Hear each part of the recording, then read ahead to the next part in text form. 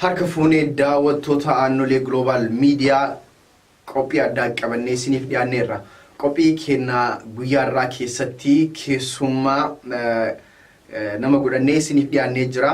Keessummaan keenna maqaan isaa eenyu akka ta'e mee innummaan ofiis na barsiisu. Eenyu jedhamta?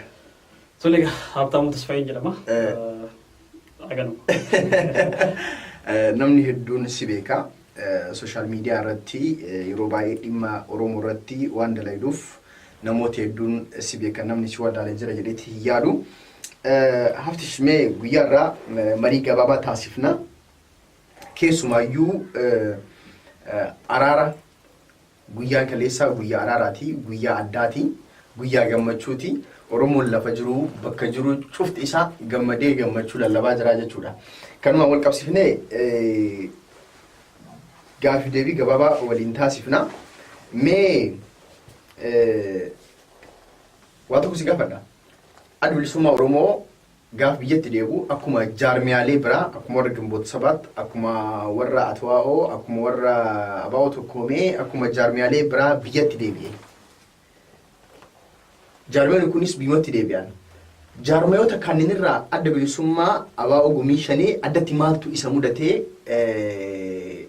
bosonatti deebi'uuf isa dirqisiiseme? Gaafii kee keessatti wanti guddaan ati nuti hubachuu qabnu maayidhanni warri biyyatti galan kana keessa eenyutu waraana qabaa, eenyutu waraana hin qabne, eenyutu immoo kaleessa biyya keessa maandhee qabaa, biyya keessatti maandhee socho'u, maandhee waraanaan socho'u qabaa kan jedhu hubachuutu nurraa eegama jechuudha. Waraanni bilisummaa Oromoodhaa kan Eertiraa ture galee jira. Eertiraa jiru sun 1300 galee jira. Sun dhugaadha. Ardaawwattaatti galee. Ardaawwattaa ka galee sun ka Eertiraa dhufe. Waraanni amma biyya keessa jiru kun ka Eertiraa dhufe bosona seenee miti. Ka bosona keessa ture. Wanti guddaan adda bilisummaa Oromootii fi ODP yookiin immoo warra biyya bulchaa jiru walitti buusee inni guddaan maali? Waraana biyya keessa jiru kan ofitti fuudhuu dhabu. Akka hubadhutti jechuudha. Waraana biyya keessa jiru kun osoo yeroo nagaatiin osoo wanti kun hundi hin ka'in, osoo diinni nutti hin gammadin, osoo ilmaan Oromoo jaarmiyaa isaa jalatti qoodamanii walitti arraban baasiin, osoo waliin qeeqiin kuni dhumachuu danda'a ture. Gama mootummaatiin waraana kan ofitti fuudhuu dhabuun, gama mootummaatiin waraanni kun hin jira jedhanii ofitti amananii fuudhanii qe'eetti galchuu dhabuun walitti bu'ii isaan gaammaatti uumamisaa dhufee jira jechuudha. Wanti adda godhu isa kana. Jarri kuuwwan kan qaban fuudhanii galanii jiran warri miseensonni aboo raccitanii duraan akka addaatti jiran aboo ce'umsaa aboo ataawoo kunniin hundinuu miseensi isaanii aluma jire faanuma galanii hojii eegalan. Aboon galee jira namoonni waraanni kun ala ture waraanni kun sanis haa ta'u 10 haa ta'u 50 haa ta'u mootummaan amanee ofitti fuudhuudha. Yookiin immoo wanti guddaan irratti nuti wal loluu dandeenyu yookiin ijoolleen Oromoo yookiin ilmaan Oromoo addunyaa kanarra jiran kan siyaasa beekanis kan siyaasa beeknes wanti irratti wal mormaa turre maadhaan guddaan waraanni kaleessa hin jirre kun eessaa dhufee har'a ijaarame dheengadda ijaarame waraanni jiraatu kun keenyadha ofitti amannee fudhachuu wanti guddaan isa guddatu gaafii uumeetiin uummata wal nyaachisaa ture. Inni kun amma maayidha waraanni kun kaleessa illee jiraate jiraachuu baate har'a kan jiru Oromoodhaaf jira. Wanti nuti amanuu qabnu wanti ofitti fudhachuu qabnu waraana kan har'a kunuunfachuudha. Kaleessa dhabnee rakkanne har'a hin jiree gajinni immoo ofitti fudhachuu. Daangaa Oromiyaa cabaa jira. Oromoon qeerraa buqqaa jira. Waraana kana fudhannee daangaa Oromiyaa irratti bobbaasu. Jaarmiyaa jalaa baasnee Oromoodhaaf kaa'u. Aboon waraana gooti jedha. Waraana kana aboo irraa fuunee Oromoodhaaf godhu.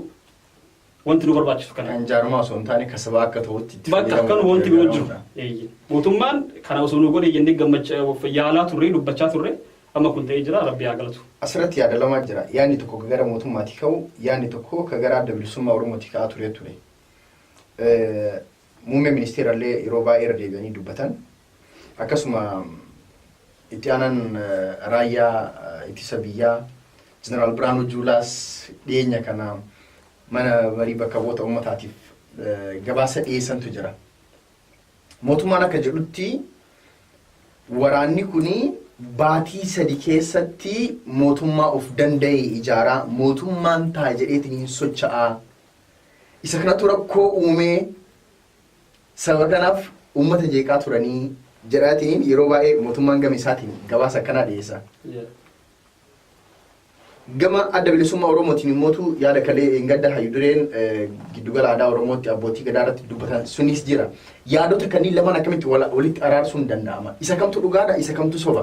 Amma almost dhugaadha jennee soba jennee addaan baasuudhaaf yeroo isaatillee miti. Garuu dhugaa jiru Oromoon baruu qaba jennee waan dubbannudha malee araarri bu'ee jira, wanti hundi sirraanii jira. Garuu dhugaan jiru maali? Waraana kuni socho'uu isaa Itoophiyaa keessa socho'aa jira, Oromiyaa keessa socho'aa jira. Waraanni kun ji'a sadiitti mootummaa foqqolchee mootummaa ofii ijaarrataa deema. Kun propagaandaadha malee waraanni kun humna akkasii qabaatee ji'a sadiitti mootummaa foqqolchee asiin gahuu hin danda'u. Kun dhugumatti jala sararree dubbachuu dandeenya. Inni guddaan wanti guddaan kun maal jedhan kan hunda jechisu mootummaas maal jedhan ODP'n opinion keessaan baane ammallee ODP keessa. ODP'n jijjiiramee jira, lammaan jijjiiramee jira, Abiyyi jijjiiramee jira, namoonni naannoo isaa irra jijjiiramuu danda'a. Garuu opinion ODP keessaan baane ammallee namoonni ilaalcha opinion qaban ammallee ODP keessa waan jiraniif ilaalcha akkana kana qabatanis kan dandeenyu. Adda bilisummaa Oromoo aantummaadhaan ofitti fudhachuu dhabu. Waraanni kun waraana Oromooti jedhanii ofitti fudhachuu dhabu. Waraana kanarra maqaa yaraa maqaa hin taane buusu. Waraanni kun lammaa ajjeesee masara mootummaa seenaa jechuun sun waan hin taanedha. Waan hin fakkaannedha. Kana namoonni ofamaa namoota ilaalcha opinion qabanii namoota jibbaan waggaa 27 guutuu jibbaa bootiin guutamanii hanga ammaa turan ammas ilaalchi isaanii jijjiirran. ODP'n wanti guddaan dalaguu qabu ammallee araarri bu'ee jira. Kana boodallee Oromoo biratti fudhatama argachuudhaaf namoota ilaalcha opinion qaban of keessaa baasuudha. Jijjiiramee jira, faajjii jijjiiratee jira, maqaa jijjiiratee jira, ilaalcha jijjiiratee jira. Garuu namoonni ilaalcha kana isaa baatanii jiran opinion akkas jedhee yaaman. ODP keessa jiranii garuu ilaalchi isaanii opinionidha. Namoota kan of keessaa baasuudha. Waraanni Eertiraa dhagalee ji'a sadiitti kana godhu kun anaaf abjuudatti fakkaata malee dhugaan ta'u. Akka mootummaattis waan kana dhiyeessuun xinneessanii of laalu adda bilisummaa Oromootiif immoo maqaa hin taane wayii maqaa guddaa yookiin immoo maqaa shororkeessaa yookiin immoo maqaa diigaa wayii kaa'uudha malee maqaa dhugaatii yookiin ilaalcha dhugaatii dheef fudhadhu. Kana hunda kan jechiise immoo qaamni sadaffaan gidduu isaaniitti argamuu dhabuu isaati. Yeroo hunda jechuudha. Qaamni sadaffaan osoo Eertiraatti waan isaan irratti walii galan san qaamni sadaffaan gidduu jiraate wanti irratti walii galtan kana jedhanii lafa nu ka'anii waraanni kunis akka bosona turu nuun eeyyamnu deeggartoonni abootis hin eeyyamanii Oromoon deeggaraa ta'es jibbaa ta'es hin eeyyamu waraanni kun dhugaata gala dubbiin kun hunduun qabu kanaadha wanti kan hunda fide. Qaama sadaffaa gaafatan amma fakkeenyaaf Arbanyooch Gimboot Sabaat waraana qaba. Inni qaama sadaffaa gaafatee ture.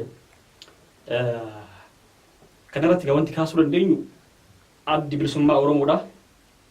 Ilaalchi inni itti ilaalamaa turee fi Gimboot Sabaatti ilaalchi inni itti ilaalamaa ture garagara. Humni isaan qabanis garagara. Dandeettiin isaan qabanis garagara. Muuxannoon isaan qabanis garagara. Muudannoon isaan qabanis garagara. Addi bilisummaa Oromoo waggaa 27 narraa 1991 gaafa dhiittamee bahu mudannoo isa mudate ture. Mudannoo isa mudate. Namni guyyaa teephaa arge halkan bofa dheessaa jedhama. Namni guyyaa teephaa arge halkan bofa dheessaa mudannoo waggaa 27 narraa darbe sanarraa ka'ee warri amma jiran kunis jijjiirama keessaa dhufan malee warra uummataan filatamanii achi kaanii miti. Jijjiirama dhiiga ilmaan Oromootiin dhiqamanii warra cubbuu qaban keessaa qulqullaa'anii ol ba'an malee warra uummanni filatee biyya bulchuu dandeessan jedhee garii miti miti. Namoonni kun namoota haaraa osoo ta'anii IPRDF keessaa osoo bahuu baatanii yookiin Addawaayii keessaa osoo bahuu baatanii akka haaraatti ijaaramanii dhufan ta'e addi bilisummaa Oromoo shakkiin qabu. Harkatti kennan. Garuu jarri kun dhaabuma kaleessa yookiin paartii afran aboo ari'anii biyyaa baasan keessaa waan bahaniif amantaa dhabuun inuma uuma kun beekamaadha. Kana guddaa kan gochuu danda'u maalidha? Waraanni biyyattii haalli itti ijaarame haala Oromoo hammatuunii miti. Haala aboo keessummeessuu danda'uunii miti. Hooggantoonni waraana biyyattii eenyu fa'a? Warruma kaleessa aboo diiganii dhiibanii biyyaa baasan. Kaampii inni qubatee jirutti waraanni ajjeesanii turanii. So osoo waraanni sun hin jijjiiramin osoo jeneraaloonni yeroo sana waraana san banan ajjeesan iddoo sana ka'anii iddoo isaanii maluun gahin wanti jijjiirame tokko lafa kaa'amee osoo hin jiraatin wal amananii qaama sadaffaa malee biyyatti deebi'uun tokko sodaachisaadha. Sunuun taane qaamni sadaffaan sunuun seenee gaafatamee sunuun dhaqnee waan uumames argaa jirra arginee jirra garuu amma gaa wanti guddaan nama gammachiisu gammee araaraati dhufee jira araarri bu'ee jira kun waan guddaadha jechuudha. Qaama sadaffaa jechuun wacuma ji'a sadan tana darban kana torban lamaan darban kana keessatti uumame kana balleessuudhaaf malee waan biraatiif miti. Yoona waan akka addaatti akka waaqaatti ilaalamu miti qaamni sadaffaa jechuudha.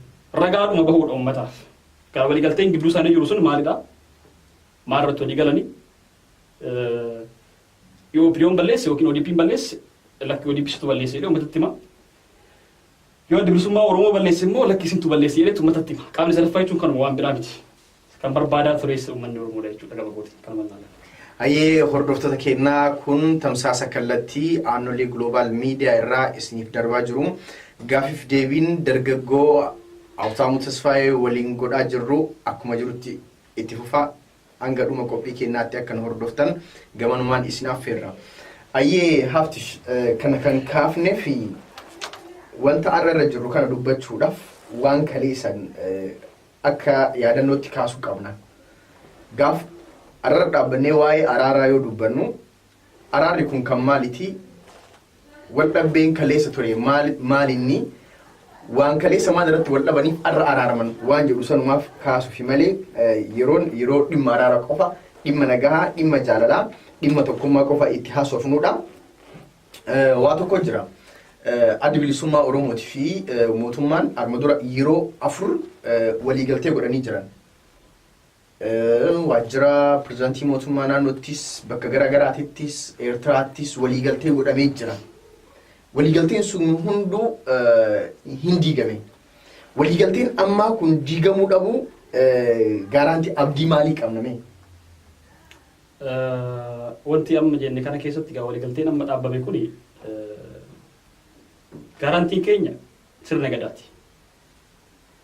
Sirni gadaa waaqa gaditti haadhaaf abbaa olitti illee Oromoodhaaf gaaraantii isa dhumaati. Sirna gadaatii ol abbaa gadaatii ol namni itti amannu namni abdannus hin jiru. Kana booda ebaluutu badii uume ebaluutu badii buuse badii kan buuse ebalu jedhanii lafa kaa'uudhaafis qaamni akka qaama sadaffaattis akka gaaraantii uummata Oromoottis sirna gadaatii ol namni itti abdannu hin jiru. Kana booda xinnaatu eenyutu balleessaa qaba jennee osoo mamii keessan galiin dubbachuu dandeenya jechuudha. Namni yoo ebaluu balleesse ODP balleessite ODPtu balleesse jennee ODP irra dhaabbannee itti fincillee jechuudha. Galee itti fincillee biyyaa baanee qaama itti irranne waan ta'eef itti fincillee iddoo jiru. Gaaraantii keenya inni guddaan kanadha. Abbaa badii hin beekna. Wanti xinnaatu abbaa badii hin beekna. Nama murtee gadaa tarkaanfatee darbe lolatti deebi'e. Abbootiin gadaas koreen teeknikaa kunis ifa godhaa jechuudha. Ifa godhaa gaaraantii keenya inni guddaan abbaa badii beekne irratti dulla. Kaleessa Oromoon iddoo lamatti qoodamee lafa wal lolaa ture. Ji'a lama yookiin ji'a tokkoof guyyaa 15 dura jechuudha. Kun karaa adeemsa aba'ootu sirriidha jedheet aba'oo irra goree warra ODP komata. Warri kuwwan immoo lakki aba'ootu balleessa jedheet aba'oo komata. Gidduu lamaanitti garuu dhakkina jiru Oromoon sirratti ifaan hin beekne. Namoonni siyaasa beekanis hin beeknes waan kana keessanii waan hedduu dubbachaa turan. Amma garuu wanti guddaan gaaraantii guddaan sirni gadaa gidduu kana keessa jira. Hayyoonni keessa jiru. Beektonni keessa jiru. Abbootiin ummata anaqaati Oromoo araarsa jedhamtu keessa jiru jechuudha. Kana caala wanti gaaraantii nuti barbaadu. So kana caala wanti nuti gaaraantii jennee abdannu tokko hin jiru. Namni kana tarkaanfatus hin jiru jettee. Sirna gadaa cabsee namni fuulduratti bahe yoo xinnaate diina Oromoo ta'uu isaa beekna. Kana gaaraantii keenya. Ayyee Haftish iddoo ulfaadhu galatoomii dhugaatti araarri ture hedduu nama gammachiisaa keessaa haasofni achi gubbaatti godhame abaa ofii mootummaa walitti araarsuudhaaf jibicha korma qala yoo ta'e korma qalaa namatu qalama yoo ta'e immoo naqalaa haasofni kana olii hin jiru isa kanatu dubbii fixe gaaftuun jedhamte dubbiin dhumatte namni kana tarkaanfatullee hin jiru mee namni keenya Oromummaanuu ardhas gadaan maal akka ta'e humna akkamii akka qabu Oromoo jidduutti nagaa akkamii buusuu akka danda'u Oromoo miti gaanfa Afrikaa san jidduutti addunyaa gidduuttis nagaa buusaa akka jiru dimokiraasiin argaa jirra. Sabi Oromoo kuni gadaadhaaf bakka isaan malu kennee jira. Gadaan bakka isaan malu argatee jira. Ulfina kabaja isaan malu xiyyeeffannaa isaan malu uummata irraayis mootummaa irraayis argatee jira. Akka anaatti akka ilaalcha kootti gadaan Oromoodha. Erga jaarraa 16ffaati asii jaarraa 16ffaatti gaafa Oromoon iddoo jiru hundaa weeraramee madda walaabuutti deebi'ee seera tumatee dirree irraa fudhatamtes lafarraa fudhatamtes qabeenya irraa fudhatames deebi'uudhaaf abbaa duulatti duula labsee lafa humnaan irraa fudhatame deebisee fudhatee asitti sirni gadaa erga yeroo san seeraan kabajamee asitti gadaan dhugumaan kabajamee duulli labsamee araarri bu'ee Oromoo erga lafa dhuunfatee asitti yeroo lammaffaatiif san seenaadhaan beekna. Kan ammoo qaamaan keessatti argamnee jenereeshinii dhaloota bara kanaa ta'anii arguu keenya yeroo jalqabaatiif sirni gadaa kabajaa guddaa inni argate. Yeroo duraatiif Oromoon kabajaa sirna gadaa kanaaf kennu kolonii Habashaa jalaa bahee har'atti sirna gadaatiif olaantummaa kennee gadaan mo'ataa ta'uu yeroo itti agareedha yeroo addunyaa irra laali kallattii kamiinuu riphee ogguu gara biyyaatti deebi'u waraana koo ebaluufan kenna kana booda itti gaafatamummaan isaa ebalu jedhee kenneen beeku. Iddoo kamiyyuu dhaqe addunyaa kamirrayyuu deeme olloota keenya naannoowwan Sudaanii fi Sudaan kibbaa laali iddoowwan gama biite deemi laali.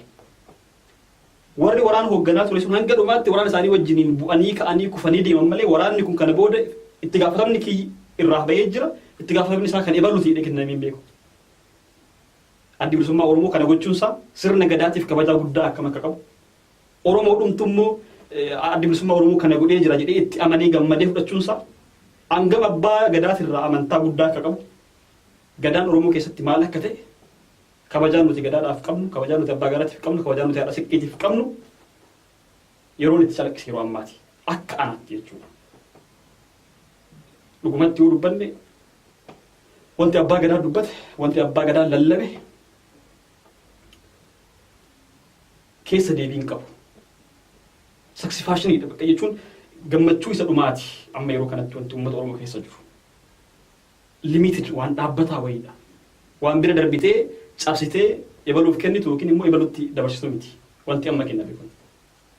Ilmaan Oromoo xumura fincila isaanii xumura waggaa 50 qabsoo waggaa 50 keessatti godhame keessatti yeroo isaan sirna gadaatiif kabajaa guddaa kennanii gaaddisa gadaa jala dhaabbatanii wal waraanuu dhiisanii dhiiga walii buusuu dhiisanii korma maqalanii walitti araaramaniidha sirna gadaa jalatti. Kun kabajaa guddaadha. Kanuma. Waa tokko son kaasiin darbuun barbaadu bu'uura gumii abbootii gadaa Oromiyaa wanta kaleessa eengadda torban kana keessa abbootiin gadaa gumiin abbootii gadaa Oromiyaa dalageef bu'uura kan ta'e abbootii gadaa hojiiti. Muuxannoon amma argame torban tokko keessatti hojiitti hiikame kuni muuxannoo abbootii gadaa Gujii irraa fudhatame. Gaafa adda bilisummaa Oromootii fi mootummaan Gujii keessatti wal dhabu nageenyi godinichaa jeeqamaa dhufe hawaasni gara bahee galuun dhabe qonnaan bulaan oomisha isaa kara gabaatti geeffatuun dhabe daldalaan akkatti daldalu dhabe barataan barumsa dhabe yeroo rakkatu abbootiin gadaa jila waamanii mari'atanii kolbaa nagaa jedhanii torbaan nagaa jedhanii torbaan tokkoof labsii nagaa labsan. Woboo bosona jiruufis yaamicha godhan. Akkasuma ijoolleen Jaal Eliyaas Gaambeellaatiin hoogganaman yaamicha gudii abbootii gadaa Gujii dhagahaniitiin hin dhufan. Muuxannoon amma gumiin abbootii gadaa Oromiyaa qabateetiin torbaan tokko keessatti waan kana fure bu'uurri isaa abbootii gadaa Gujiiti. Mee abbootii gadaa Gujii akkamitti galatoomfatta akkamitti isaan ibsita? Dhimma kanarratti kana dura dubbadheen ture channel ONN jiru tokkorratti. Kallattiin abbootiin gadaa Gujiitti deeman sun kallattii sirriidha. Hanga muraasatti. Hangam deema kallattii sirrii ta'e torban nagaa labsuun waraana dhaabuu labsuun Oromoof Oromoo wal waraanuu qe'oo keenyatti nu waraanaa jechuun karaa sirriidha. Garuu abbootii gadaa Gujiitirraa wanti guddaan nuti fudhannu kanadha. Itti aansanii kallattiin isaan itti deeman sun naan tolle. Maal kallattiin isaan itti deeman? Fakkeenyaaf Oromoon iddoo jilbii jirtu dhaqa. Iddoo jilbii irraa fudhatamuu qabdu dhaqa. Komachaan ture. Maaliif afaan lama dubbachuu ta'a torban tokko keessatti jechuudha. Komachaan ture. Wayita isaa waan san dalagan san komachaan ture. Jilbii kan jiru Finfinneedha. Waraanni kun kan hoogganamu hoogganaa waraana kanaatis kan waraana waraannamus kan waraana waraansisus Finfinnee jira jaallachuu. Lammaffaa biyyi Finfinnee jiran jaalawwan isaa fi namoonni isaa jalatti hiriiranii soora Finfinnee jiran. Hoteela Lilii wajjin oolan. Isaan hoteela Lilii wajjin oolanii Eliyaas Gamballee bosona keessa jiraate iddoo biraatti dhufee sun dhaabni akka ibsutti gabayaa jedha. Inni akka jirutti gabayaa jedha san bira dabarrees nuti amma kallattiin isaan deeman sun sirriidha. Kana booda wanti ta'uu qabu. Yoo dhukkuba wayii qabaatti iddoo ilkeen jiru san dhaqxee baasta keessaa malee gara biraan murtu. Gara osoo as bira na dhukkubu yoo as bira na dhiigsite wannoon ta'u. Ilkeen koo as jira yoo ta'e asuma qofa fuutee keessaa baastee ilkeessa fuutee gatta. Iddoo rakkinni jiru san dhaqee tuqu. Sirna abbaa gadaa irratti sirna gadaa keessatti wanti nuti beeknu. Isaan maal godhan abbootiin gadaa gujii? Abbootiin gadaa gujii wanti isaan dhaqan ijoollee naannoo sanarra jiran dubbisuudha. Ijoollee naannoo sanarra jiran keessa amma namoonni muraasni dubbifamanii turan. Hoogganaan olaanaa naannoo sanaa zoonii kibbaatti namni olaanaa jiru namni kun nu jiran jiruu jedhee aga waakkachuu gahee jira. Eliyaas Gamballee jechuudha. Hooggantoonni waraana naannoo zoonii kibbaa jiran sun abbootii gadaatiin wal arganii jiran. Abbootii gadaatiif deebiin isaan deebisan maali? Dhaqaatii hayyuudolee keenya dubbisaa jirutti deebi'aa. Abbootiin gadaa Eliyaas Gamballee qabataniiti dhaqan isaan deeman. Suni sirrii miti ture. Ammas kana booda abbootii gadaatiin irraa wanti nu eegnu sirni gadaa dhugaan lafa bu'ee. Namoonni dhuguma rakkina qaban fuulduratti uummata fuulduratti gadi baanii jaalladhu ibsaa bira dhaqanii hogguu lakki isin keessumeessu jedheen osoo nuti gaddeebanii nutti manii ni siman. Sana booda dhaqanii osoo Eliyaas Gamballee fuudhanii. I'm proud of that. Nin kabajasa. Waatu jira asirratti. Eliyaas Gambeellaa jalqabuma miseensa waraana bilisummaa Oromoo hin turredhamoo ajaja hoggansaatiin alatti yaamicha abbootii gadaa awwaatee ajaja hoggansaatiin alatti waraanni tokko eenyumallee haa ta'u ajaji isaa osoo isan hogganiin murtii ajajaatiin alatti murtii ofii fudhachuu hin danda'u. Wanti fedhallee duuba haa jiraatu. Eliyaas Gambeellaan waan ajaja hoggana isaatiin alatti murtii abbootii gadaa awwaateef immoo jalqabuma waraana bilisummaa miseensa waraana bilisummaa Oromoo hin turre. Mee tana adda baasi. Sababiin amma fakkeenyaaf argaan turre sadarkaa jaarmaattis haga miseensa kennaa miti jedhaniitiin waakkataa turan duula garagaraas argaa turre. Asitti kan addaan nuuf hin bahin Eliyaas Gambeellaa yaamicha abbootii gadaa Gujii fedhisaatiin warra isa jala jiru wajjiin waan awwaateef immoo jalqabuma miseensa wanti hin turin abaa waan turin. Ani karaa lamaan sii kaa'aa kana. Karaa lamaan yoo sii kaa'u tokkoffaa addi bilisummaa Oromoo namni kun miseensa kootii miti waggaa tokko dura irraa deemee jira egaa jedhee ibsatti booda dirqamaa miseensa keetii jechuun hin dandeenye. Kana hundumaa gama dhaabatiin kan jiru.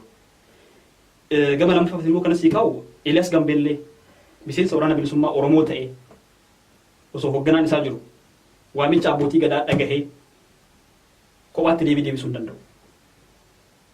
Abbootii gadaatti garuu erga dhaamachuu danda'u. Erga dhaqaati isa bira dhaqaati deebii irraa naa fuudha. Waan inni isin jedhe irratti hima yoo isin keessummeessuu didaan isin faana jira. Osoo miseensa illee ta'e wanti irraa eeggamu akka qabsaa'u ilmi Oromoo tokko guyyaa tokko bosona keessa Oromoodhaaf jedhee bule sana I'm proud of him. Nin kabaja. Kireebitiin ni kennaaf. Garuu wanti godhame sun sanii miti. Jaalladhu ibsaarratti jiras abbootiin gadaa dhaqne isuma fuudhanii dhaqan. Inni isa bira dhaqaati natti deebi'an jenneen faanuma ka'e. Suni sirriin turre. Sanatu Oromoo gamaa gamana qoodee sanis burjaajisaa ture. Karaan sirrii sirna gadaatti deemuu qabullee san ture. Bakka kanatti akka nama dogongoraatti ka fudhannu Eliyaas Gambeellati moo abbootii gadaa akka nama dogongoraatti fudhanna. Maaliif jedhee beektaa? Gadaan waa hundaa oli jenne. Eenyumtillee gadaa oli hin jiru. Waan abbootiin gadaa siin jedhan diduu hin dandeettu. Eliyaas Gambeellaa yaamicha abbootii gadaatiin yoo ka isaan duuka ka deemu taate wanta kana gadatu isa dirqisiise waan ta'eef jaarmeechi Eliyaas Gambeellaa maaliif balaaleffachuu danda'e tokko. Lama mootu abbootiin gadaa mootu waan akka gadaatitti jila ta'aniitiin murteessan yaamicha san Eliyaas awwaatee dhufe. Mee isaan lamaan keessa akkamitti badii qaba jechuu ni dandeenya. Wanto amma duratti ka'ee jira waan kana. Maa inni wanti guddaan kun Eliyaas Gambeellee miseensa waraana kanaati. Achumatti zoonii kibbaatti namni olaanaa miseensa kanaa ta'e yookiin waraana kanaa ta'e hoogganaa waraana kanaa ta'e Eliyaas Gambeellee olitti jechuudha. Namni ni jira. Inni ka zoonii lixaati jedhee himatee mi? Ka godina Gujiitti dhimate. La godina Gujii zoonii lixaati. Okay, godina Gujii lixaa. Gujii lixaati. Zoonii kibbaatti immoo waliigalli hoogganni isaa oliis ni jira. gaafa wal gahiisan namoonni hunduu achitti hirmaatanii jiranidha information nuti qabu. Waamicha sana awwaachuun dhugaa abbaa gadaatii olitti osoo abbaan gadaa jiru dirree abbaa gadaatti qe'ee abbaa gadaatti waraana labsuu hin dandeettu. Abbaa gadaatu si waame waamicha awwaattee dhaquun sirrii. Garuu wanti ta'e maali? Abbootiin gadaa yaamanii jiran rakkina isaan qaban gaafatanii jiran rakkina san fuudhanii abbootii gadaa biroo dabalatanii guutuu Oromiyaa keessatti waraana san labsuu dhaabuu yookiin immoo naannoo biraatti irraa abbootii gadaa jiran fuudhanii Finfinnee dhaqanii sirna san ijaaru waan amma dheengadda ta'aa jiru kana lafa kaa'u osoo danda'an Eeliyaas Gamballee qofa fudhatanii dhaquun sun sirrii miti akka aanootti abbootiin gadaatti iddoon dhugaan jirtu eessa jilba dura walii kennineeti kaadhiyo. Naannoo Arsiitti dhaladhee naannoo Arsii keessatti namni tokko jaarsummaa gaaf taa'u jettee namaa dhagee yookiin immoo ergamaa nama qaama sadaffaa yookiin qaama afuraffaa abbaa dubbiit irraan alaa san fuudhiin dhaqu. Eeliyaas Gamballee galeedhaaf waraanni sun diigamu. Eeliyaas Gamballee abbootii gadaa wajjin awwaatee deemeedhaaf waraanni sun diigame hin diigamne. Eeliyaas Gamballee hafis waraanni sun achitti hanga dhumaan taa'u. Osoo waraanni sun dhaqee namoota achi keessa jiran san fuudhee rakkinni keenya kana hayyuulee keenya irraa waan akkanaa nu gaafadhaa. Yoo inni isiniin dhawwaan nu sin faana jirraa abbootii gadaatiin jedhanii abbootiin gadaa dhaqanii jaaldaa'uu ibsaa dubbisanii itti gaddeebi'anii nu dide isin kootaa jedhaniini. Karaa sirrii eeganii duuma gochuu hin danda'arre. Amma akkasitti waatu jira waa'ee amma adda bilisummaa Oromoo Eeliyaas Gaambeellaa miseensa kiyyaa miti waggaa tokko dura miseensummaa mulqameera jedhee ibsa baasee ture. Sababiin guddaan wanti kun ta'eef Eeliyaas Gaambeellaa yaamicha abbootii gadaa Gujii awwaatee sadarkaa miidiyaatti sadarkaa Finfinneetti dhufee ibsa sanniin kennuudha. Eeliyaas Gaambeellallee yaamicha abbootii gadaa awwaate. Hoggansi ABO gumii shanillee yaamicha abbootii gadaa awwaate. Hoggansi gumii abbootii gadaa hoggansi ABO gumii shanee yaamicha abbootii gadaa gumii Oromiyaa awwaate. Eeliyaas Gaambeellaa yaamicha abbootii gadaa Gujii awwaate. Lachuuma tokko dalagan. Yeroo garagaraatti haa dalagan malee Eeliyaas Gaambeellaa bitaan haa koru jaaldaa'uu ibsaa mirgaan haa koru malee lachuu koorama koran. Misunderstand akka taala sitti. Misunderstanding jiru maali? Duratti liiseen jedheen jiru. Iddoon jilbaa eessa? Gujii irraa awwaate. Sanbira dabarre. Amma lamaan akkam ta'anidha. Amma sanbatti si dhufu jira. Gara jalqabaatti deebi'anii akka miseensa dhaaba tokkotti waliin tarkaanfatan immoo akkuma waloo akka taasanitti itti fufan. Erga miseensa kiyyaa miti jedhee dhaabni dirqisiisuu hin dandeenyu kana dura si argeen jira. Miseensa namni kun miseensa kiyyaa miti waggaa tokko dura yakka akkanaa dalagee as keessaa bahee erga jedheetti suni ijannoo dhaabaatti araaramanii gargar bahanii abbootiin gadaa walitti fidanii araarsanii san isaantu murteessa. Garuu Eeliyaas Gamballee waamicha abbootii gadaa Gujii awwaachuun sirrii jala sararee nin kabajassa. Garuu murtee dabarsee waraana kanarratti murtee dabarsee annan gala jaaldaa'uun ibsaatillee galuu baatu jedhee deemuun suni sirrii miti Gaafin kiyya. Abbootiin gadaa isa qabachanii deemuu miti. Ijoolleen bira jirtu. Ijoolleen godina keenya keessa sochootu. Isin faana yoo isin karaa isaan deeman irra hin deemne isin faana hiriiru jedhanii jiranii murteen keessan maali? Ijoollee kana faana gortan moo ijoollee kanarraa gortanii kan dhaqanii gaafachuu qaban. Siigalee maaliif Gujii keessaa naannoo zoonii tokko yookiin immoo godinni tokko waraanaan ajajaan godina tokko maybe waraana achi keessa jiru sun baay'ee ta'uu danda'a. Soddomadha kan isaan faana jiran kan jedhamee haasa'ame. Ijoollee soddoma sun isa amananii faana deemuu danda'an dhugaa. Waraanni hafee isa dhaqa. Hin danda'amu waraana keessaa nama muraasa fuutee galtee nama muraasa gatuu hin dandeettu. Dhugaan jiru bakka ilkeen jirtu san keessaa baastee siigalee bakka ilkeen jirtu san keessaa baastee ijoolleen hafte sun hundi wajjin galtee wal qixxooftee garuudhaaf Oromoon hundis wal faana dhaabbatee deeggaruudhaaf dhugaan dura cabuu qabdi.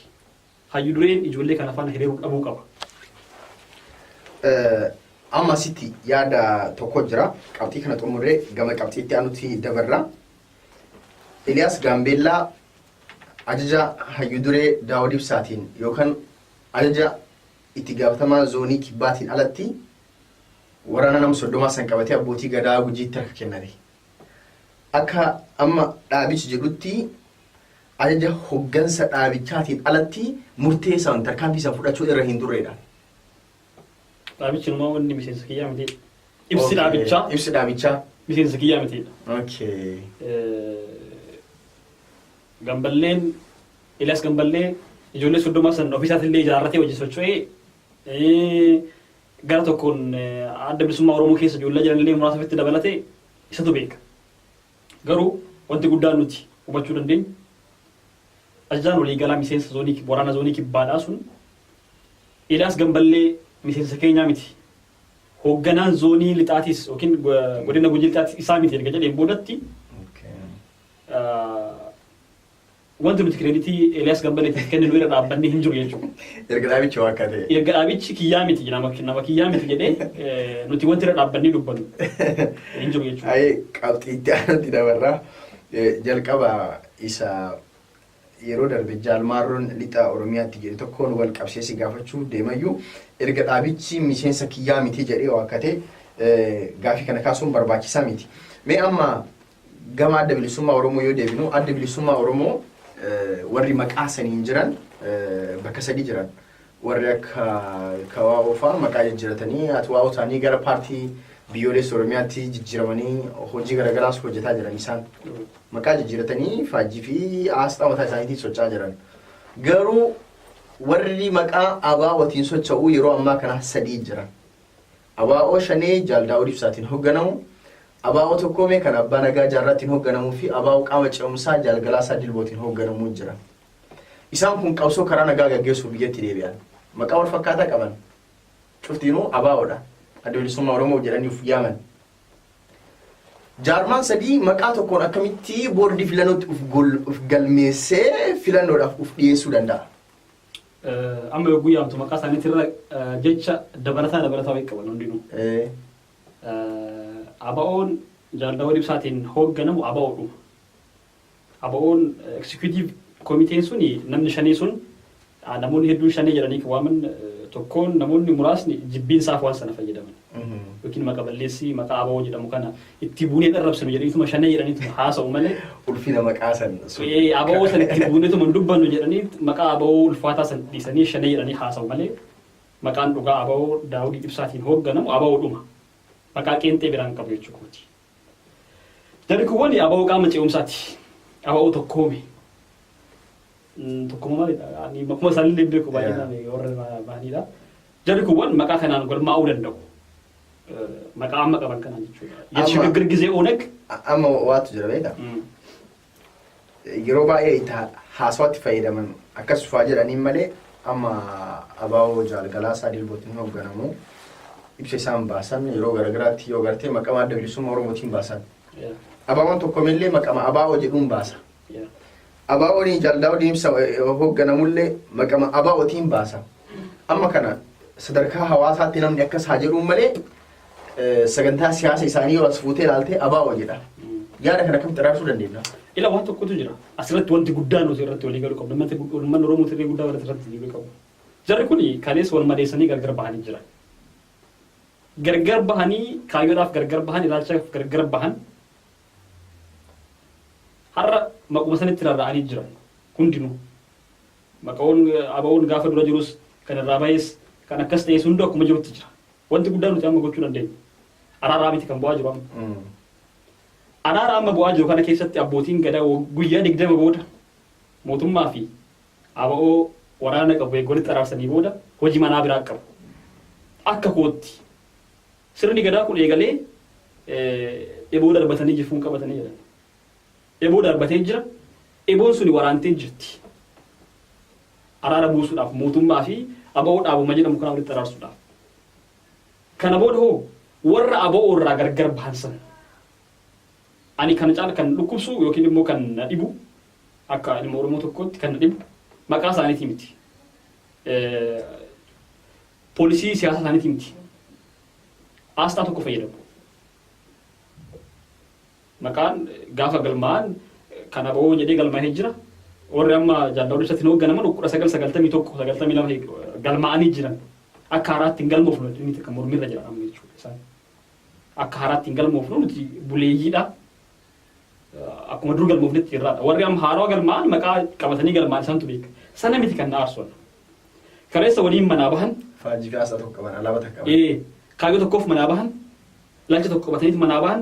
warra ministeerummaa irraa bosona seenutu jiran kaleessa ministeerummaa bara ce'umsaa sana gatanii wala kajal ibsa gutama ministeerummaa gatanii iddoo gaarii gatanii warra bosona seenutu jira kaayyoo tokko waan qabaniif jechuudha kaayyoo sun erga bosona seentee shiraanis haa ta'uu dabaanis haa ta'uu solteenis haa ta'uu fedha dhuunfaatis haa ta'uu keessaa bahanii jiran har'a garuu maqaa san gadi dhiifne maqaa sanii fi aasaa santu irra jira maqaa irrattis maqaa biroo dabalatanii jira maqaa xiqqoo ce'umsaa tokkummaa maal waan jedhu kana aastaa san qofa gadi hin dhiisne aastaa kana gochuudhaaf walitti bu'iinsi kana booda akka uumamne gochuudhaaf yeroo filannootti sagalee wal saamuun akka uumamne gochuudhaaf abbootiin gadaa warra kaleessa maqaa aba'ooti shororkeessaa jedhamee biyyaa bahees warra ministeerummaa gatee biyyaa bahees warra waraana kana wajjin dheebotee rakkatee asiin gahees walitti araarsu turraa eegalu walitti araarse murtee tokkorraa akka gahan iddoo walii akka qoodan yoo dadhabame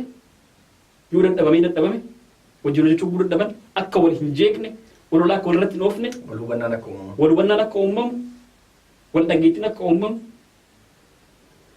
wal madaa qaban san dhiisanii kaayyoo ganama mana ittiin baasan kaayyoo ganama ministeerummaa gatanii wajjin bobba'asan dhaggeeffatanii jaallan isaan faana bahanii akka bahanitti hafansan ilaalanii akka wal dhageettiin uumamu gochuun abbootii gadaatti irraa eegama ammallee abbootiin gadaa hojii malee isaanii hin xumurre dhaabilee siyaasa Oromoo gidduutti walitti bu'insi xiqqoo akkanaatu ka'ee guddaa ta'a.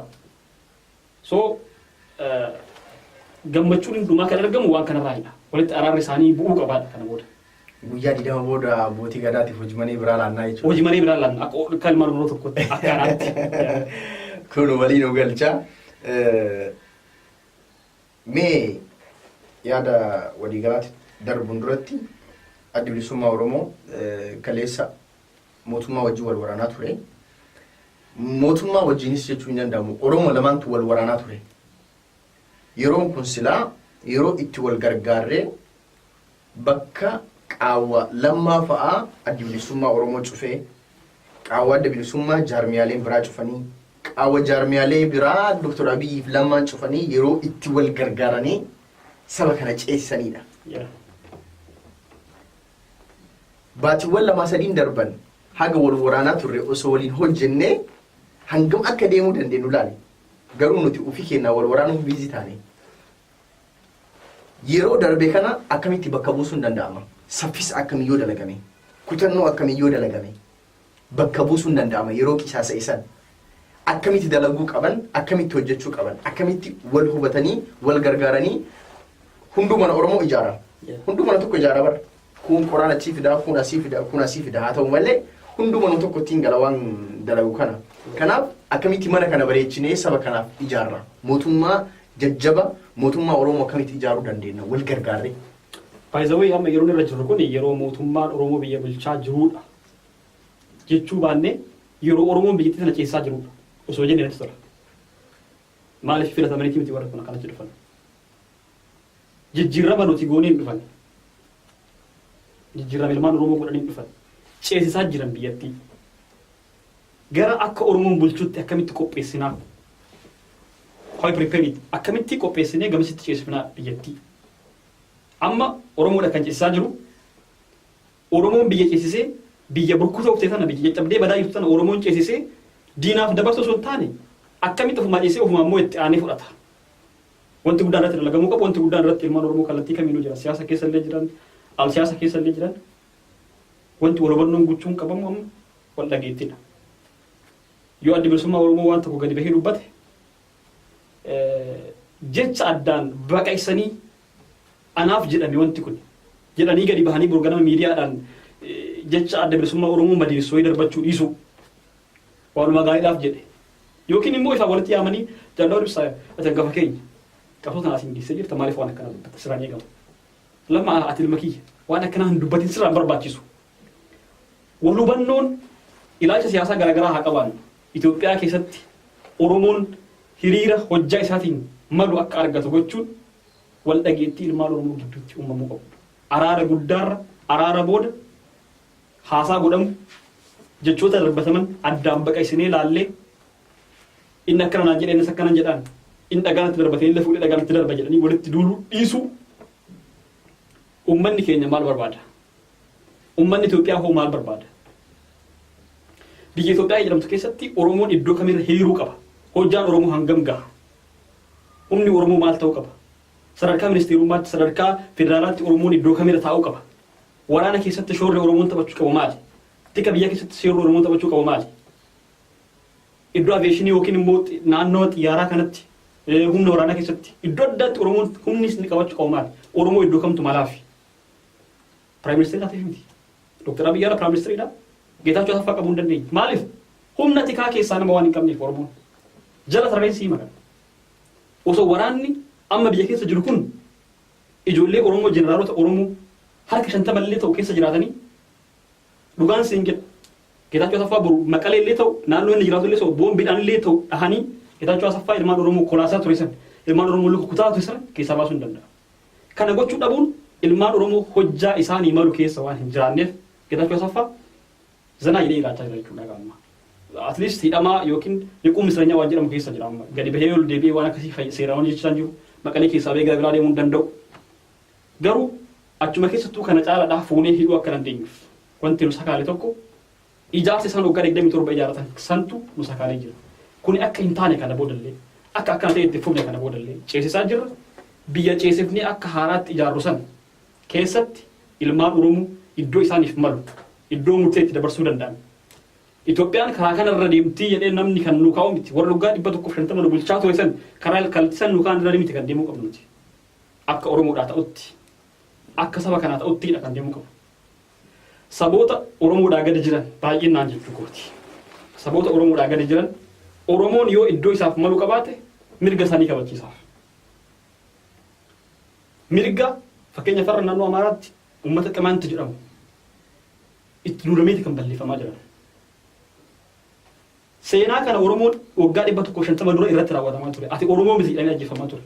Warri Qamaanti isin Amaara jedhamee ajjeefamaa jiran amma Dr. Abiy waan kana dhaabsisuu danda'a. Garuu hojjaa waan san dalagurra miti kan jiru. Biyya keessaa jira. Oromoo iddoo murtee kennurraa miti kan jiru amma. Biyya keessaa jira. Hundaa walitti bu'uun barbaadu garuu of ijaaruu danda'uu qaba.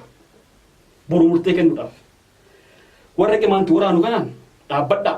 Hoo dhaabbachuu baatan sin dhoofnaa jechuu hin danda'an. Sitti agarsiisuu hin danda'a dookumentii. Eessaa dhaqanii waraanaa jiran kan du'aa jiran matammaatti. Eessaa dhaqanii du'aa jiran poolisii miti. Federaala miti. Humna ittisaa miti. Milishaa gandaatu Goojjaam irraa ka'ee Dabra Maarqos irraa ka'ee Dajan irraa ka'ee Lumaame irraa ka'ee Bichanaa irraa ka'ee matammaatti du'aa jiran. Maaliif achi dhaqan? Uummata Qamaanti jedhee ijaarramee yookiin sabni koo Qamaanti jedhama Amaara miti jedhee gaafate san ajjeesuudhaaf dhaqaa jira. Kana murteessuu kan danda'u Oromoodha. Tasgabbii seeraa biyya keessatti kan buusuu danda'u Oromoodha. Saboota xixiqqoo mirga isaanii kabajisuu kan danda'u Oromoodha. Oromoon har'a kana gochuu dadhabus boru haala kanaan akka itti fufne dadhabina kanaan akka itti fufne ati eebalu sabni kee eebalu jedhama. Afaan kee akkana eega dhiyeeffatetti jechuudha. Raggaasisee fi gaafii eenyummaa gaafatan san deebisee fi warra gaafii eenyummaa gaafatan san akka hin gaafanne dhorkan immoo dhaabbata seeratti dhiyeessuu. Waan kana gochuudhaaf Oromoon wal dhagahuu. Abiy waggaa 100 haa butu haa bulchu. Lammaan haa jiraatu. Daawud Ibsaa haa dhufu iddoo dhaabni kamiyyuu haa dhufu. Eenyu abbaan fedhe dhufee haa mo'atu. Sirna itti aanu keessatti filannoo itti aanu keessatti. Garuu Oromoon akka ammaa kanatti ta'aa osoo hin taane gad dhaabbatee ati hangaanaa deemuu qabda. Seerri biyya kanaa hangana jedha. Gad dhaabbatee jechuudha. Gad dhaabbatee seera haala ittiin murtii dabarsuu danda'u irra jiraachuu qaba. Kan lasiin jedhaan. Kana gochuudhaaf immoo wal dhageettiin wal hubannaan jecha walii baqqasanii walitti darbachuu dhiisuun dirqama. Dirqama. Kana keessatti wanti hin jechuu barbaadu. Kana keessatti warri abaa'uudhaan waraana qaban galchanii jiran biyyatti. Waraanni kunis amma achitti tika Oromiyaati. Poolisii Oromiyaati. Warri siivil sarfantiitti makamanis siivil sarfantiidha uummata ofitti tajaajilu. Jaarmiyaaleen Oromoo wayita biyya alaa jiranitti abaa'uudhaan dabalatee warri abaa warraa bahanis wanti isaan ijaaran yoo jiraate waraana olola oofuudha. Waraanni olola oofu kun biyya alaa kana keessa jira. Waraanni olola oofu kun olola dhaabuu qaba kana booda. Oromoo dhaggeeffachuu qaba. Yoo dhuguma Oromoo dhafan qabsaa jedhe yoo dhuguma Oromoo dhafan dhugaa dubbadha jedhe dhaaba tokko deeggaree tokko irratti olola oofuu dhaabuu qaba. gaafii qabaatu yookiin immoo namni ebalu yakka dalagee jira namni jedhu hoo jiraate evidensii qabaatu qabaatee seeratti abbootii gadaatti dhiyeesse nama ajjeese gumaa kan yakka biroo dalage waan biraatiin akka gaafatamu evidensii qabu seeratti dhiyeessuudha abbootii gadaatti dhiyeessuudha. Kana booda shanee kaawwaa'oo obbidiyoo jennee wanti walirratti lullu hoo jiraate ce'umsa amma yaannu kana keessatti illee biyyuma tan haga filannoo geessuudhaaf nu rakkisa. Waraanni kun biyyatti galee galuu baatee miti. Poolisii Oromiyaatti makamee makamumaatee miti gaafii. Biyyi hin tasgabbooftu. Yoo nuti hin tasgabbaa'in biyyi hin tasgabbooftu. Har'a Direedawaan dirree teenya, lafa teenya, qaama teenya. Namni waa'ee Direedawaa dubbachaa jiru Direedawaan kaleessa irraa kaatee jihaada akka waan waraanni jihaada itti xawwajameetti itti labsameettidha kan uummanni dhumaa jiru, uummanni Oromoo dhumaa jiru. Kana gochuu dhabuun murtee dabarsanii uummata naannoo biraatirraa goodirraa ka'ee dhufee Direedawaatti jeequmsa uumusan dhahuu dhabuun Oromoon ejjennoo isaaf malu irra hin jiru. Kanarratti hojjechuu qabna. Rakkinni lammaa maali? Rakkinni ODP keessa jiru maali? OPDOwwan ODP keessa jiran eenyu fa'a? Ebalu rakkina akkanaa qaba. Fuulduratti gadi waan irratti dubbachuu, ibsa itti kennuu, qaama dhimmi ilaalatu riippoorti gochuu, ebalu iddoo akkanatti rakkina akkanaa uumee jira. Keessa kan gufachiisaa jiru isa. Akkanatti walitti iftoominaa yoo deemne biyya sana ni ceesifna. Biyya ceesifnu keessatti illee mooneet biyya bulchina iddoon uumanullee argannee itti fufne jechuudha. Habtaamuu ulfaadhu daawwattoota keenyaa kun kan daawwataa jirtan tamsaasa gallattii aannolee global miidiyaa irraa isiniif darbaa jiru. Qophii keenyaa gara xumuruutti dhiyaanneerra. Qophii keenyaa ammas akkuma itti fufetti jira. Qophicha kan isin keessummeessu Antolchaa Huseen keessumaan keenyaa Habtaamuu Tasfaayee ogeessi kaameraa Tamaam Huseen waliin jira. Habtish lola mootummaa fi ABO jidduutti deemamaa jiru kan beenzila itti firfirsaa ture Facebook kana keessumaa namoonni hedduun akka araaramu hin hubatan. Kaleessa ilaalcha siyaasa garaagaraa qabaachaa turre akka araaramu hin hubanne jechaan wal madeessaa turan waan garaagaraa waliin jechaa turan siyaasa keessatti firii dhaabbataan hin jiru. Namni arra diina tahee wal waraanu burjaallan qabsoo tahee waliin kaayyoo takka gaggeessuu mala. Namoonni keenya waan kana waan hin hubanneef kaleessa gamaa gamana godhanii wal madeessaa turan. Ammas itti jiran. Wanti kun akkamitti dhaabbachuu qaba? Kuni waan erguman qabsoo kanatti makamee gara waggaa 8-9 yaani. Qabsoodhumaa. Fincila diddaa gabrummaati irraa kaasee hanga fincila xumura gabrummaatti jiru keessatti gara waggaa 9 ture keessa. Garuu Oromoon Oromoo irratti hangana duula jedhee guyyaa tokko yaadee beeku ture. Dhugaan siin jedha. Yeroon itti gadde yoo jiraate yeroo kana. Dhiheenya darbe guyyaa muraasa dura namoonni muraasni Oromoo keessaa bahanii jibbiinsa namoota muraasa irraa qaban yookiin immoo dhaaba ebaluu jedhamu deeggaru jechuudha yookiin dhaaba ebaluun deeggara jechuudhaaf ololli oofaa turan waan Oromoo lafee cabsuudha. Ilma Oromoo tokko akka Oromootti qabsaa'aa ture tokkoof waan san dhagahuun emotional si godha. Dhugaan siin jedha. Nama qaanfachiisa. Nama boo'utu naafe dhuguma guus siin jedhu jechuudha. Waan sana kun dhagahu. Nadhii gammadaan ni deeggara.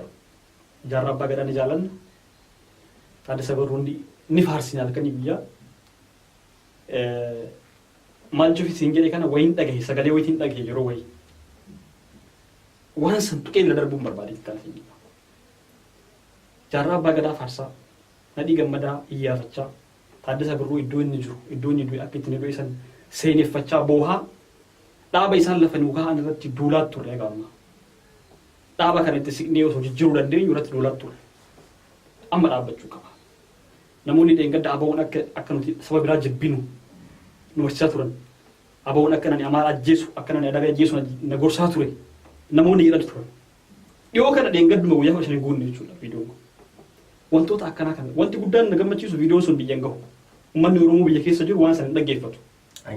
Hanqina intarneet eeyyee. Wanti na gammachiisu sanadha. Wanti na gaddisiisu immoo ilmaan Oromoo keessaa bahanii jaarraa abbaa gadaa suuraa isaa kaawwatanii nadhii gammadaa suuraa isaa kaawwatanii osoo deeman kaayyoon nadhii gammadaa lafa kaa'e sun nadhii gammadaa erga waan san nu barsiise maaliif faarsina jaarraa bagadaa erga waan san nu barsiise erga akka saba biraa jibbinu akka saba biraa ajjeefnu nu barsiise maaliif faarsina Taaddasa Birruu maaliif guyyaa halkanii guyyaa iyyaafannee ittiin dhaadannu san bira darbuu qabna. Deemnetis immoo iddoo itti gammannee dhaabnu tokko where is my satisfaction iddoo nuti itti dhaabbannu gammachuun keenya murtaa'ee ittoo itti dhaabbannu kamidha.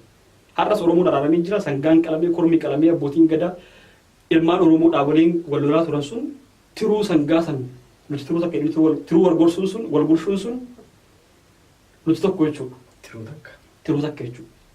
Namoonni kanumallee arganii hin sirroofne jiran halkan edaa namoota hedduun laalaa ture barreessota warra laayivaasaa hedduun argaa ture dhaabuu qaban waan kana. Ololli kun yoo hin dhaabbanne Abiyyi Suguruun ga'u Lammaanii Suguruun ga'u dhaabni isaan ni deeggara jedhanii deemanii Suguruun ga'u. Wal deeggaruu haala kanaanii miti. Kana booda kan wal deeggaruun rakkina Lammaa Magarsaa qabu har'a itti himna yoo inni itti furmaata barbaachuu baate gaafa filannoo san dhaaba deeggaruu saniif iddoo akkanaatti rakkina akkaas ture ummata saniif waan akkanaa kana ta'eef sirreessa irratti dorgomu.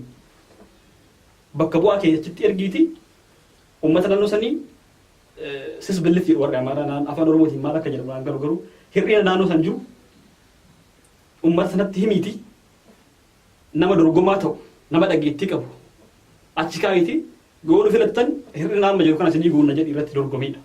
Wanti ta'uu qabu kana booda deeggaraa hootaan miseensa akkanatti fudhachuufidha. Deeggaraa hootaan ati ani Kamal Galchoo guunan deeggara ta'e namoonni hedduun rakkin isaanii maalidha? Birgadeer Kamal Galchuu maqaa dhahaniitti nama biraa arrabsu. Keessattuu namoota maqaa dha'ullee hin barbaadu. Wanti sun sirrii miti. Ani Birgadeer Kamal Galchuu akka ilma Oromoo tokkotti nin kabaja, nin jaaladha, nin faarsa.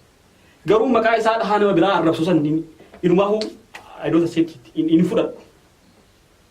Ani si faarsaa ati ebaluu akkana si jechaa nama immoo biroo ati qileebuu ati fallatamii ati ooyi ati akkas jechuu hin danda'u.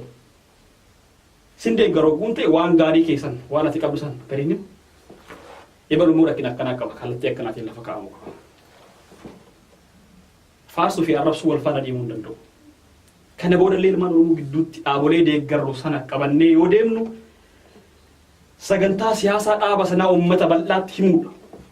Yoo dhaaba kana filattan wanti akkanaa hir'ina jiru kun isinis irraa. Aan akkanaa irratti ebaluutu dorgoma. Faajjiin isaanii kana sagantaan siyaasaa isaanii kana yoo filattan waggaa muraasa akkanatti ji'a muraasa akkanatti erga aangoo qabanneen booda wanta akkanaa isinii guunna.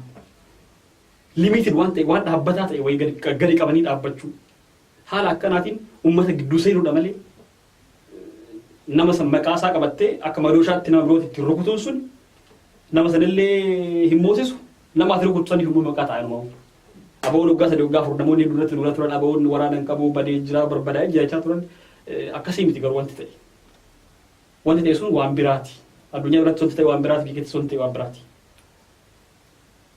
yoo deeggaru sababaan deeggaruu qabna yoo kuman sababaan komachuu qabna safuu saalfii hoodannaa Oromoo cabsuun qabnu kana booda hinga hangafoota keenyaaf kabajaa kennu rakkina qabaatan yoo ta'e evidensii irraa qabna yoo ta'e ragaa irraa qabna yoo ta'e abbootii gadaatti dhiyeessu abbootii gadaa bira hoo darbe immoo irratti dhiyeessu haala saniin ilmaan Oromoo gidduutti nageenyi buusuun ni danda'ama. Kanaan achitti dhaaban deeggaru ebaluun deeggara jedhanii kan irratti duudun jecha hin taane ani akkamittiin ibsa waan kana ani sin deeggara maqaa kee qabadheen namoota biroo dhaahoon ta'e maqaa kee qabadheen maqaa keedhaan nama birootiin arrabsa yoo ta'e akka waaniin si madooshaa godhadhee namoota kaawwan immoo mismaara godhee ittiin dhahu ati madooshaadha jara sun mismaara yoo dhahe maal ta'a ni jabaata ati hoo madooshammaa keenya jirtu jechuudha akkas ta'a wantichi yoo deemne maqaa namoota jajjaboo qabannee yoo namoota birootiin dhahuu deemne jara san mismaara goona ni jabeessina namoonni dhahaman sun wanti isaan jijjiiran jiru maaliifi namoota saalfii hin beekne hoodannaa hin beekne safuu Oromoo hin beekne qabattee deeggaraadhaan iddoo ati geessu hin jiru kana booda namoonni arrabaan nama biroo deeggaran nama biroo baatanii deemanoo jiraatan dhaabbachuu qabanidha kana booda hinga sagantaa siyaasaa ibsu hir'ina naannoo san jiru himanii akka inni naannoo sanitti mo'atu gochuudha xinnaatu aanaa tokko irratti guumuutti aanaan sun fuudhee paarlaamaa ta'ee miseensa dhaaba sanaa ta'ee rakkina dhaaba sana keessa jiru rakkina mootummaan jiru hin dubbata jechuudha. Kanan sin jedhaan. Habtish ulfaadhu galatoomii yaada bal'aa fi yaada bareedaa nuu kennite. Mee dhumarratti dhaamsi ati uummata Oromootiif qabdu maali? Dhaamsi ati qeerroo dargaggoo Oromootiif qabdu maali? Carraa dhumaaf siif kenna. Tole galatoomii. Dhaamsi ani qabu. Mootummaadhaaf hin qabu dura dhaamsa. Mootummaan biyya bulchaa jiru kan Oromooti. Kana booda wanti isaan aboodhaan irratti walitti bu'uu danda'an jedhanii shakku maalidhaan miseensi waraana kanaa hangam baay'ataa baay'inni miseensa waraana kanaa hangamii waan jedhan irratti walitti bu'an jedhee shakka nan sodaadha. Hanga fedhillee imaanaan abbaa gadaa harka jiraatu miseensi opiniyoon eegdu yookiin warri ODP eegan nama 10 nama 15 ta'uu danda'a nama 20 nama 30 ta'uu danda'a nama 100 ta'uu danda'a warri waraana qabna yeroo sun immoo nama hadheessan hin beeku namni kamuu hin beeku. Eessaa fidanii waraana kana hundaa jedhanii walitti bu'iinsa akka uumamne gara bal'inaan ofitti fuudhanii ijoollee jirtu kana ofitti qabatanii ilmaan Oromooti iddoo kamillee haa ta'an warruma kaleessa waraana keessa illee jiraatan haa ta'an jiraachuu baatan illee haa ta'an kallattii kamiin waa dhufan ijoollee kana ofitti qabachuun ijoollee kana ittisa biyya keessa galchuun boruuf Oromoon akka biyya san keessatti murtee dabarsuu danda'u isaan humneessa malee hin laaffisu. Mootummaan kallattii kamiinuu gara bal'achuu qaba. Garaa bal'achuu qaba. Yoo mo'achuu barbaade. Dhaabni kamuu irratti haa lulu. Dhaabni kamuu abiyyi haa qeequ. Dhaabni kamuu waan fedhe haa jedhu garaa bal'achuun mootummaa irraa yeroo ammaa kanatti barbaachisa. Haadha caala garaa bal'achuu qaba. Lafa caala waa danda'uu qaba. Mootummaan yeroo kanatti. Ijoolleen amma itti makamtu kun gaaddisa isaati. Ijoolleen amma itti makamtu kun gaaddisa mootummaa kanaati. Gaaddisa bara ce'umsaati. Gaaddisa bara filannooti. Bara filannoo keessatti ilmaan Oromoo ittisa biyya keessa hoo hin jiraanne warri mo'atame humnaanillee dhiibanii dhufuu danda'u. Ijoollee kana qopheeffachuun har'uma waraanatti galchuun har'uma poolisii Oromiyaa gochuun har'uma iddoo adda addaa qabsiisuun isaaniifillee gaaddisa. Kana amananii haala caala garaa bal'atanii lafa caala waa danda'anii itti deemuu qaban. Ilmaan Oromoo biyya keessa jiran qeerroof qeerrittiinis kan biyya alaatis jiran wanta mootummaa fi dhaabolee adda addaa jidduu jiru. Dhaaba deeggaranii yookiin mootummaa deeggaranii afarsuu dhiisudha. Nun baasuu uummata dimokiraatawaa jechuun uummata mootummaas dhaaba deeggarus oroo irra hin godhin kallattiin kana yookaan ulaagaa kana nu guuttan nu bulchuu dandeessan yookaan isin lachuun barbaannu jedhee fuuldura dhaabbatu. Uummata dimokiraatawaa jechuun akkasii. Uummanni keenya uummanni Oromoodhaa kanan irraa barbaadu ABO'n isaa balleessu, ODP'n isaa balleessu, dhaabni kamuu haa balleessu, dhaaba san deeggarree yookiin mootummaa deeggarree kana booda haasa'uu olola oofuu osoo hin taane ulaagaaleen jiru kana ulaagaalee kana yoo guuttan yoo isin walii galtan nu bulchuu dandeessan. Nama wal amanuuti wajjin laga caamire yoo wal amantanii wajjin laga ciitan dullee laga geessisuu dandeessan. Isinuu waliin galli leenxixee dhaabbatanii wal loltu nu bishaan nu firqisiistu. Kanaafuu dura walii galaa jedhee fuuldura dhaabbachuu qaba ilmaan Oromoo kallattii kamiinuu jiru olola dhaabee jechuudha. Dhaaba hiyyatu tuqamee nama hiyyatu tuqamee jedhee haasa'uu dhiisee jechuudha. Kanan sin jedha dhumarratti galatu. Hayyee hordoftoota keenyaa tamsaasa kallattii aanolee global miidiyaa irraa isiniif darbaa ture kanumaan goolabnaa kan hanga ammaatitti turtii nu waliin godhe keessummaan dargaggoo Habtaamuu Tasfaayee ani mootuu Tolchaa Huseen ogeessi kaameraa Tamaam Huseenis nu waliin jira.